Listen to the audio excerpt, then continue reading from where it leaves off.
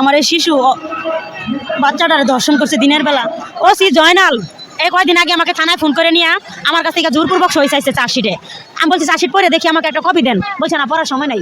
আচ্ছা, আপনি এখানে আসছে যে আজকে যে আমরণ অনশনের জন্য আসছেন, বিচার চাই, আপনি লিখছেন যে 7 বছরের মেয়েকে ধর্ষণকারীর ফাঁসি চাই, তো এই বিষয়ে আপনি আমার মেয়ের এই নরপিশাচ এই শফিকুল ইসলাম শফিক নিষ্ঠুরভাবে জানোয়ারের মতন আমার এই শিশু বাচ্চাটারে ধর্ষণ করছে দিনের বেলা প্রকাশ্য। আমার এই বাচ্চাটারে মাইরা মাথা ফাটাইছে, ওয়ালের সাথে ধাক্কা দিয়ে ফালাই দিছে। এই বাচ্চাটারে মাথা ফাটাইছে। এই বাচ্চাটার ব্রেনে মানসিক সমস্যা হয়ে গেছে, পাগলামি করে। এর চেহারাইতে বোঝা যায় যে বাচ্চাটা সুস্থ না, দেখেন।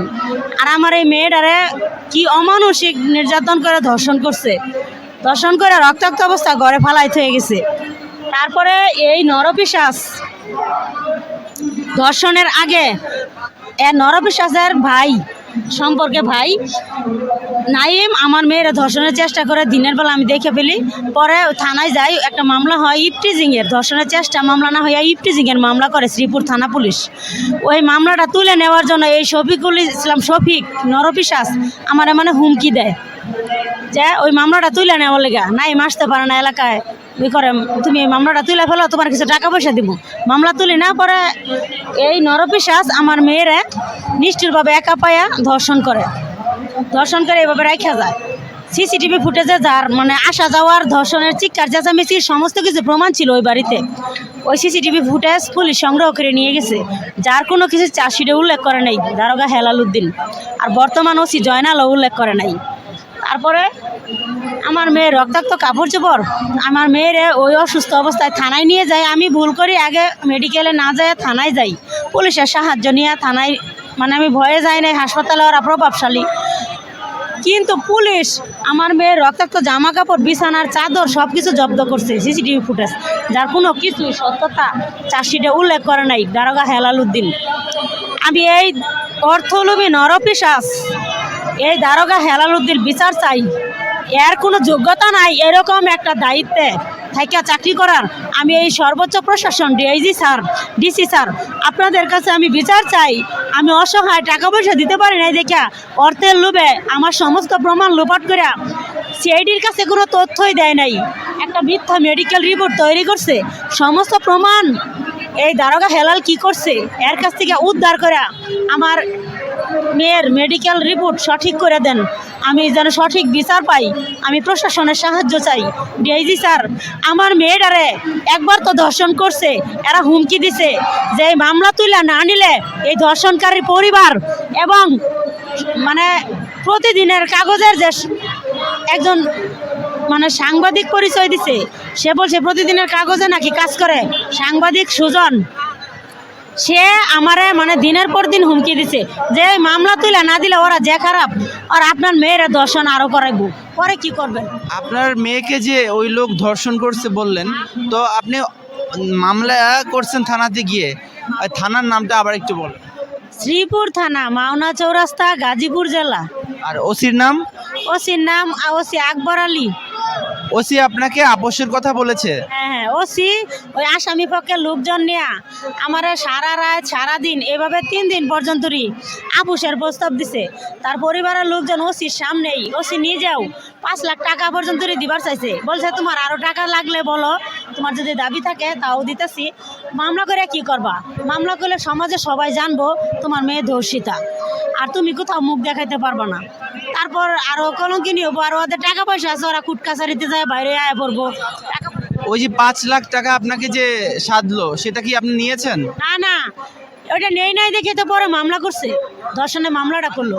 এই লোকের যে ছবি এখানে দিছেন, ওনার ভাই আপনার মেয়েকে ধর্ষণের চেষ্টা করাতে, হ্যাঁ, এরপরে আপনি সেই মামলা করাতে উনি তার সেই রাগে উনি আবার আপনার মেয়েকে ধর্ষণ। হ্যাঁ হ্যাঁ হ্যাঁ, আমার মেয়ের ধর্ষণ করছে।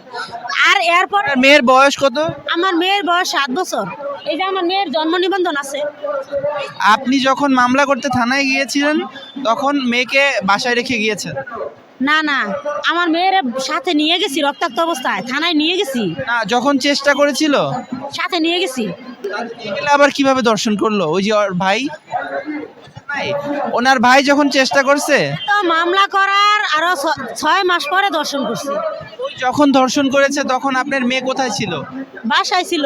আপনি আমি তো বাসায় ছিলাম না, আমি আত্মীয়র বাসায় গেছিলাম ভবানীপুর। এই মেয়েকে রেখে? এই মেয়ে আর এই যে এই ছেলে, এরা দুজন স্কুলে আছে, স্কুল থেকে বাসায় আছে। এই দুইটা ছোট বাচ্চা আপনি রাইখা বেড়াইতে চলে গেছে? কাছাকাছি বেড়াইতে গেছি না, একটা দরকারে গেছিলাম। আর যখন ধর্ষণ হইলো তারপরে থানায় মামলা করছে? মেয়েরে নিয়ে গেছি সাথে, এইভাবে অসুস্থ অবস্থা। মেয়ের মেডিকেল রিপোর্ট কি করা হয়েছিল? মেডিকেল রিপোর্ট তো পুলিশ করছে, আমি তো মেডিকেলে যাই নাই, আমি তো থানায় গেছি। আর এই সুযোগেই পুলিশ আমার আর মেডিকেলে যাইতেও দেয় নাই। এখন যে এখন পুলিশ কি বলতেছে মামলার বিষয়? এটা ধর্ষণ মামলা বলতেছে নাকি চেষ্টা? পুলিশ তো ধর্ষণ মামলা হিসেবে মামলা করছে, কিন্তু এখন চার্জশিট তৈরি করছে, সমস্ত প্রমাণ নিয়ে হাইরা, কাপড় চোপড়, বিছানার চাদর সব কিছু নিছে, নিয়াটিয়া সাইরার সিসিটিভি ফুটেজ নিছে, মেয়ের ফরেনসিক করাইছে, সব কিছু করা হেরা এখন একটা মেডিকেল মিথ্যা রিপোর্ট তৈরি করছে। এদিকে ব্রেনের সমস্যা, এরা মারছে।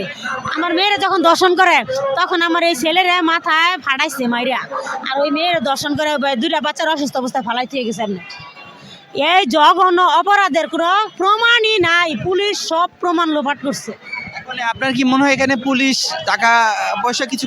টাকা পয়সা খাইছে, মানে প্রথম থেকে তো আবুসের প্রস্তাব দিছিল, দর্শনে মামলাটাই করতে চায় নাই তারা।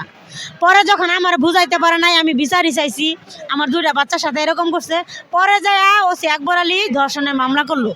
এখন ধর্ষণকারীদের যেই ব্যক্তি সে তো এখন জেলে আছে। জেলে আছে। আজকে ওই কালকে চার্জশিট জমা দিছে, আর যে চার্জশিট জমা দিছে তার সাথে ধর্ষণের কিছুই লেখে নাই, কোনো আলামত যে পাইছে এগুলোও লেখে নাই, কোনো মেডিকেল রিপোর্টে পাইছে এগুলোও লেখে নাই, কিছু লেখে নাই, ধর্ষণের কোনো কথা উল্লেখই করে নাই। বাইরে ঘুরবো। আচ্ছা, ওনার কি রাজনৈতিক কোনো পরিচয় আছে? কার?